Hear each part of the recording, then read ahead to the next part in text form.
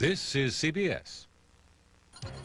Good evening, everyone. Coming up on the Weekend Report, Mineral Wells residents are being cautioned not to drink the water because of possible gasoline contamination.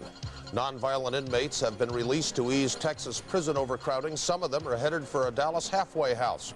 And a preview of the movies coming to the big screen this month. These stories and more coming up next. Stay with us. From KDFW TV, Dallas-Fort Worth, this is Channel 4 News.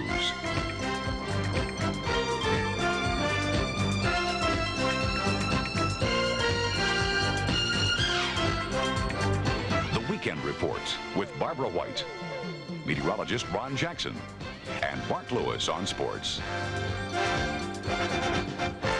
Good evening, everyone. Thank you for joining us. I'm Craig Maurer. Barbara has the night off. Our top story this evening, gasoline that spilled Friday night from a break in a Chevron pipeline today reached the Mineral Wells water supply. Now, Channel 4's Phil Alvarado and a crew has been down in Mineral Wells. That's located 75 miles west of Fort Worth. They're back in-house. We expect their report a little bit later on in the news. Around 2,000 people in Irving were without power for about an hour this afternoon because of a strange freak accident. Dozens of helium-filled balloons with trailing streamers somehow knocked out power transformers, putting homes from the airport to Valley View in the dark between 4 and 5 this afternoon. The release of the balloons was part of a promotion at the Embassy Suite Hotel. The utility spokesman said that full power was restored by 5:10 this evening and no further complications were expected.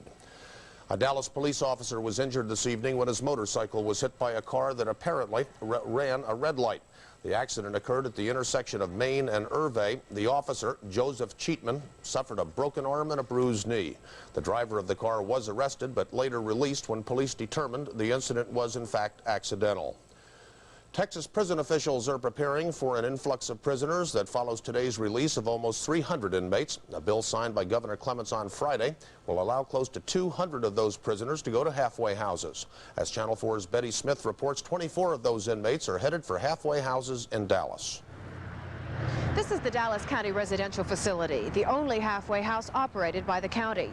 People here call this a bridge between the penitentiary and society.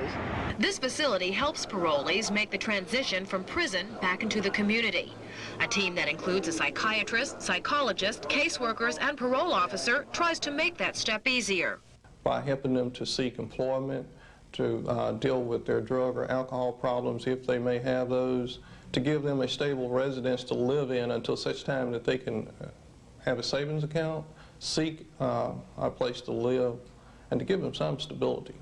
The average stay here is 45 days. Parolees are not locked up, but they are supervised and must sign in and out of the facility. There is no way that we can guarantee that they're not a danger to society, but what we try to do is minimize that threat by assisting them.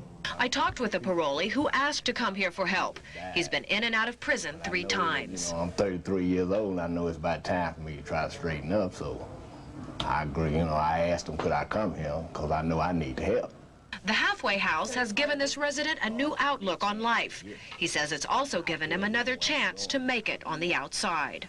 Yeah, it helps me in a lot of ways because a lot of things I didn't really know, like how to go find a job or exactly where to look or exactly what to say. They got counselors here to tell you those type of things. It'll help you if you want to help it.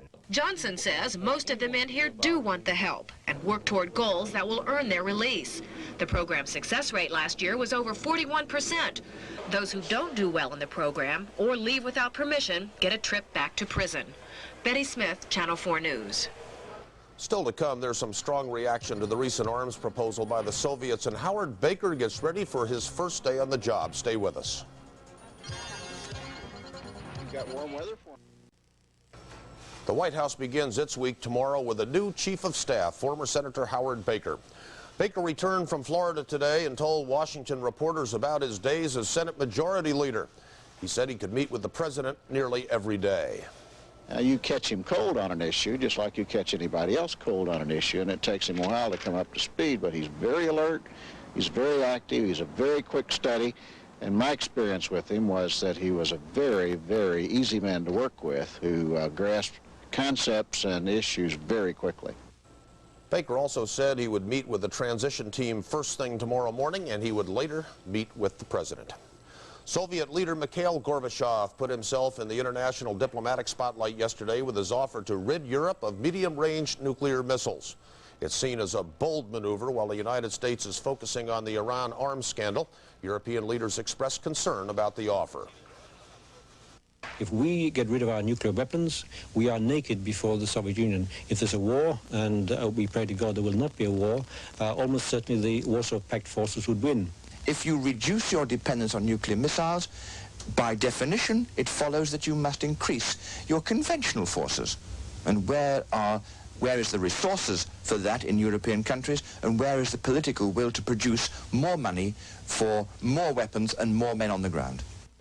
Experts are speculating on Gorbachev's move. They say it could range from helping Reagan get out of the Iran crisis to taking advantage of Reagan's distraction.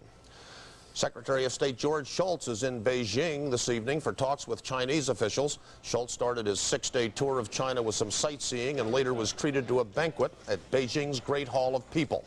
Shultz will formally push the issue of human rights in a speech later this week. He's also expected to ask the Chinese to stop selling weapons to Iran. Shultz says this would help bring warring Iran and Iraq to the negotiating table.